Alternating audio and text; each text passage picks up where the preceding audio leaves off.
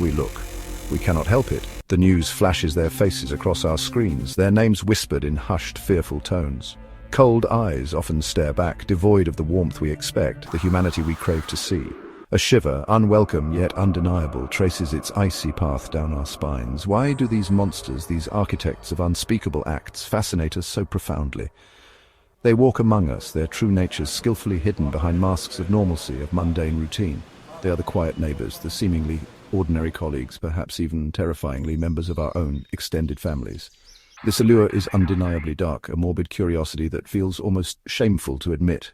It pulls us towards the abyss, compelling us to peer into the void where empathy has died.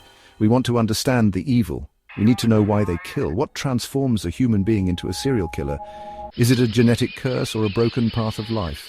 The human mind is incredibly complex, a maze of thoughts, emotions, and memories. For some, this internal landscape becomes a dark and terrifying labyrinth. Twisted, shadowed paths lead to terrible choices, to actions that defy comprehension. The tapestry of a serial killer's past is almost invariably interwoven with the dark threads of childhood trauma. Physical abuse is a common spectre, the brutal and repeated violation of a child's body. Imagine small hands raised not to receive affection but to ward off blows. Emotional abuse, though leaving no visible bruises, carves equally deep, if not deeper, scars upon the psyche. A child starved of warmth and validation internalizes a sense of worthlessness. Neglect, another common theme, is the absence of care, the failure to provide for a child's basic physical and emotional needs. It is a silent kind of trauma, a slow starvation of the soul. The loss of a parent, whether through death, divorce, or abandonment, can also be a significant traumatic event. While not all children who experience such loss are destined for violence, for some it can be a critical fracture point. These early wounds, if left to fester, can become infected with a darkness that spreads. The chilling stories of notorious serial killers often reveal childhoods steeped in unimaginable horror. Consider Aileen Wuornos, a woman who killed 7 men in Florida. Her early life was a catalogue of devastation. Abandoned by her mother, her father a convicted child molester who died by suicide in prison, Aileen and her brother were raised by abusive grandparents. She endured horrific sexual abuse from a young age, even at the hands of her own grandfather. By her early teens, she was pregnant, homeless, and forced into sex work to survive. Her life was a relentless cycle of victimization and desperation. Is it any wonder that the rage and trauma she experienced eventually exploded outwards, twisted into a murderous fury against men she perceived as threats or exploiters? Then there is Jeffrey Dahmer, whose quiet demeanor hid a monstrous secret. His childhood, while not as overtly brutal as Wuornos's, was marked by profound emotional neglect and a growing sense of isolation. His parents had a volatile, unhappy marriage, and young Jeffrey often felt ignored, a lonely figure in a tense household.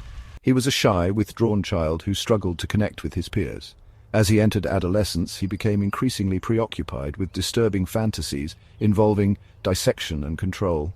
His mother suffered from mental health issues, and his father was often absent. The journey from a traumatized child to a serial killer is not a direct leap, but a gradual, horrifying descent.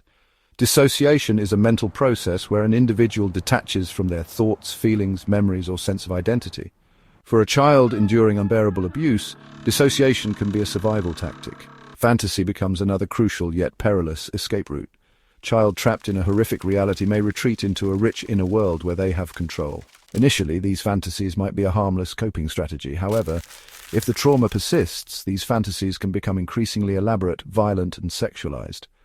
Over time, the line between fantasy and reality can blur. The individual may begin to rehearse their violent acts in their mind. The development of empathy is severely stunted by chronic childhood trauma. When a child's own emotional needs are consistently ignored, they learn that feelings are dangerous or irrelevant. This emotional detachment allows them to view other people not as fellow human beings, but as objects. The lives of serial killers serve as a horrifying testament to the tragic consequences of unresolved childhood trauma. The pain inflicted upon a vulnerable child does not simply vanish with time. Instead, it can fester, mutate, and grow into something monstrous if left unaddressed. These individuals are not born evil, but are often forged in the crucible of suffering. Understanding this link between early trauma and later violence is not about excusing the horrific crimes committed. Rather, it is about seeking to comprehend the complex pathways that can lead an individual down such a dark road. By acknowledging the profound impact of abuse and neglect on the developing psyche, we can begin to dismantle the societal factors that contribute to the creation of such damaged individuals. The critical importance of early intervention and support systems for children experiencing trauma cannot be overstated.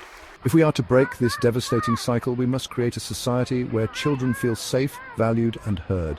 Investing in the well-being of our children is not merely a social nicety, it is a fundamental necessity for a safer, more humane society. By fostering environments where trauma is acknowledged and addressed, we can hope to lessen the echoes of agony and build a future where fewer minds are twisted towards such terrible ends.